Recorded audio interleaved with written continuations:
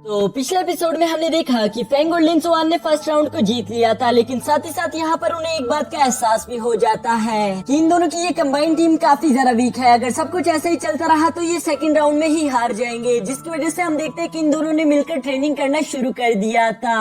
अब आगे तो नेक्स्ट एपिसोड के शुरू में हम देखते हैं कि फेंग एक दरख्त के नीचे बैठकर कल्टीवेशन कर रहा था, जहां काफी देर तक कल्टीवेशन करने के बावजूद भी वो ब्रेक थ्रू नहीं कर पाता।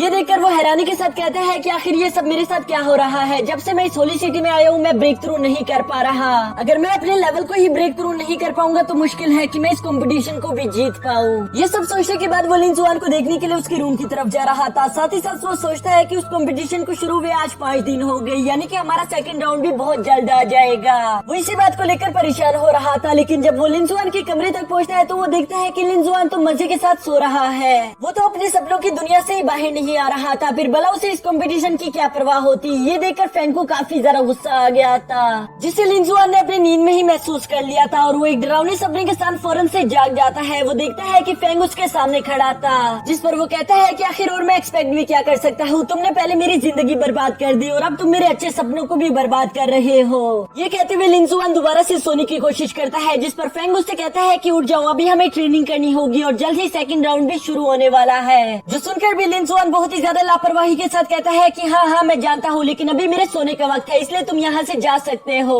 लिन जुआन का ऐसा चाइल्डिश जवाब सुनकर फेंग को काफी ज्यादा गुस्सा आ गया था। वो अभी उसे इडियट बोलने ही वाला था कि तभी लिन जुआन उसे वहीं पर रोक देता है। साथ ही वो कहता है कि मैं जानता हूँ कि तुम मुझे गधा और इडियट कहना चाहते हो, जो लो मैं खुद को खुद ही कह देता हूँ। अब तुम यहाँ से जाओ। जो सुनकर फेंग कहता है ठीक है सोते रहो, और ये कहकर वो वहाँ से चला जाता है। इसके बाद नेक्स्ट सीन में हम देखते हैं कि फेंग नोटिस बोर्ड पर लगे हुए नेम्स को पढ़ रहा था। जिन लोगों ने फर्स्ट राउंड को जीता था उन सबके नेम्स इस बोर्ड पर लिखे हुए थे और साथ ही साथ उनका रैंक भी लिखा हुआ था। तभी वहाँ कुछ देर बाद लिन जुआन भी आ जाता है, जो कि देखता है कि उनके ब्लू सिटी का रैंक जुडिशनल सिटी से हाई था। ये देखकर वो काफी ज्यादा खुश हो जाता है और साथ ही साथ वो फेंग को ताना मारते हुए कहता है कि क्या तुमने देख लिया कि हमारी ब्लू सिटी कितनी ज्यादा स्ट्रॉन्ग है। हम लोग तुम लोगों से फाइट करने में काफी ज्यादा अच्छे हैं। दोस्तों यहाँ पर मैं आप लोगों को एक बात पहले ही क्लियर कर देता हूँ कि पूरे ब्लू सिटी में सिर्फ लिन जुआन ही यहाँ पर फाइट करने के लिए नहीं आया, बल्कि यहाँ पर ब्लू सिटी से और भी बहुत सारे वॉरियर्स आए होंगे ताकि वो इस कंपटीशन को जीतकर बहुत सारे ट्रेजर्स हासिल कर सके। साथ ही साथ जुडिशनल सिटी से भी बहुत सारे लोग यहाँ पर इस कंपटीशन में हिस्सा लेने के लिए जरूर आए होंगे, जिसकी वजह से इन लोगों का रैंक काफी ज्यादा हाई है। यहाँ पर ये दोनों ही बच्चों की तरह एक दूसरे से बहस कर रहे थे कि हम तुमसे अच्छे, और दूसरा कह रहा था कि हम तुमसे अच्छे। तभी अचानक मिस लिया भी वहाँ पर आ जाती है, जो कि इनसे कहती है कि हमारी तीनों सिटी हर बार इस कंपटीशन को जीतती रही है। इस बार पता नहीं क्यों मुझे ऐसा लग रहा था कि तुम दोनों शायद इस कंपटीशन को जीत लोगे, पर मुझे अब ऐसा नहीं लगता। मुझे पूरा यकीन है कि मैं ही इस कंपटीशन को जीत लूंगी,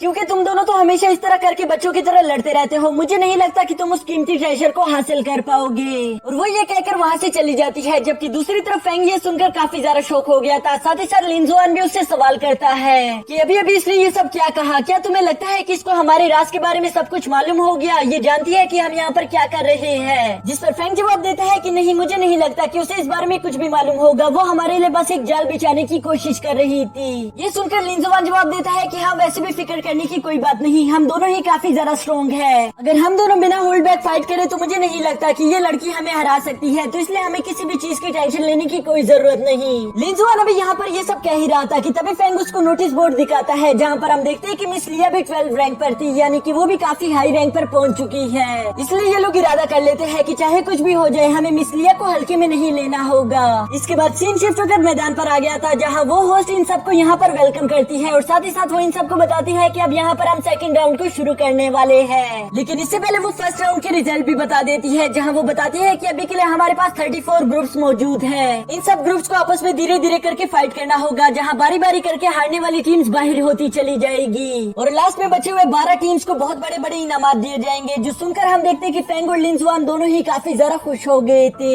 यहाँ लिन जुआन अपने बाएं तरफ खड़े हुए ओपिनियंस को देखकर उनकी ताकत का अंदाजा लगाने की कोशिश कर रहा था, जबकि दूसरी तरफ वो देखता है कि फेंग उसी को घूर घूर कर देख रहा है। ये देखकर वो काफी ज्यादा एम्बैरेस होते हुए कहता है कि माना मैं काफी ज्यादा हैंडसम हूँ, लेकिन इसका मतलब ये नहीं कि तुम इस तरह से मुझे घूर घूर कर देखते रहो, बल्कि अच्छा ये होगा कि तुम अपने ओपिनियंस को देखो। जिस पर फेंग दोबारा से मुंह बनाते हुए अपने दिल में कहता है कि ये गधा कभी नहीं सुधर सकता। यहाँ पर ये दोनों भी इसी तरह की बातें कर रहे थे कि तभी वो होस्ट कहती है कि सेकंड राउंड की शुरुआत सबसे पहले लिन जुआन और फेंग करेंगे।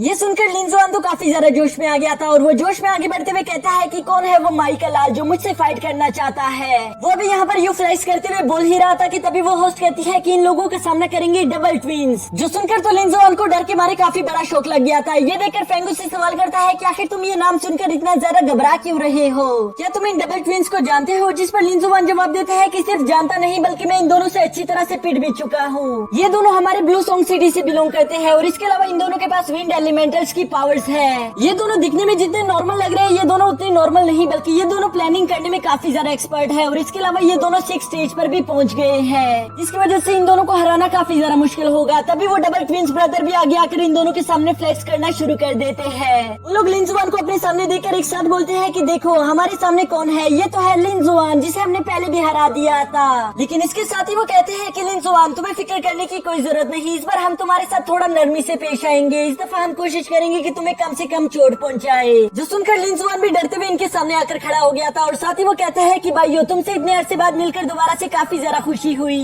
लेकिन अब मैं वो पुराने वाला लिंजुआन नहीं हूँ बल्कि मैंने बहुत ज्यादा मेहनत करके खुद को बहुत स्ट्रॉन्ग बना लिया है। यहाँ पर इन दोनों की इस तरह के ताने सुनकर वो होस्ट कहती है कि तुम लोग ये ताने कंपटीशन के बाद एक दूसरे को मार लेना, अभी के लिए तुम लोग फाइट को शुरू करो। और ये कहकर वो बीच में से हट जाती है, जिसके साथ ही हम देखते हैं कि इन दोनों ने पीछे हटते हुए अपने पावर्स को एक्टिवेट कर लिया था ताकि ये एक दूसरे पर अटैक करना शुरू कर सके।